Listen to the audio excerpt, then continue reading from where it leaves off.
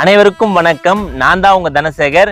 நம்ம திருவண்ணாமலை கிரிவல பாதையில சூரியலிங்கத்துக்கு பக்கத்துல பாத்தீங்கன்னா ராமர் பாதம் இருக்கும்.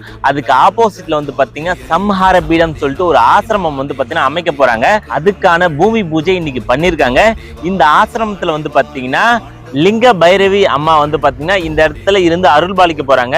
அதுக்கப்புறம் இந்த இடத்துல பாத்தீங்கன்னா என்னென்ன சேவைகள்லாம் பண்ண போறாங்க இந்த ஆசிரமத்தை அமைச்சு அப்படின்னு சொல்லிட்டு ஐயா கிட்ட நிறுவனர்கிட்ட இவர்கிட்ட கேட்டு ஃபுல் டீட்டெயிலா தெரிஞ்சுக்கலாம். ஐயா வணக்கம். வணக்கம் ஐயா, இந்த ஆசிரமம் அமைச்சு மக்களுக்கு என்ன சேவை செய்ய போறீங்க? சகோதரி லிங்க பைரவி அம்மாள் என்னுடைய சகோதரி தான். ஒரு 4 வருடங்களுக்கு முன்னாடி ஞான தீட்சை பெற்று வந்தாங்க.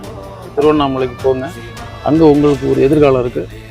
சரியான காலம் வரும்பொழுது நான் அங்கே வருவேன். நம்ம இணைந்து நம்ம இந்த உலகத்துக்கு நம்ம என்ன தொண்டுகள் செய்ய முடியுமோ அதை ஆத்மார்த்தமாக நம்ம செய்வோம் அப்படின்னு இங்கே நம்ம அன்னக்கட்டளைங்கிற பெயரால் அன்னோற்சவமும் சாதுக்கள் உடல்நிலை முடியாமல் நிறைய பேர் கேட்பரற்ற நிலையில் இருக்கிறத நம்மளால் இன்றும் உணர முடியுது.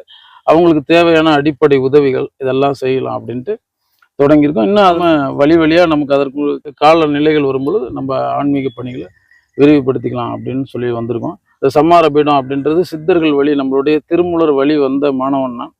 அவர்கள் நமக்கு போதிச்ச அந்த கலைகளை, அரும்பெரும் கலைகளை இந்த உலக அரங்கத்துக்கு தரலாம் அப்படின்னு நம்ம உண்ணாமொழி உடன் அமர் திரு அண்ணாமலையான திரு அடி நிழலுக்கு வந்திருக்கோம். அதை நம்ம வழியாக செய்ய இருக்கிறோம். இங்கே நம்ம இந்த சிதம்பர ரகசிய சூத்திரத்தை நம்ம எல்லா மாணவர்களுக்கும் அதாவது இலவசமாக நடத்துறதுக்கு நம்ம இங்கே வந்திருக்கோம். இன்னும் படிப்படியாக நம்ம செய்ய வேண்டிய தொண்டுகள் எல்லாம் செய்வோம். சொல்லணும்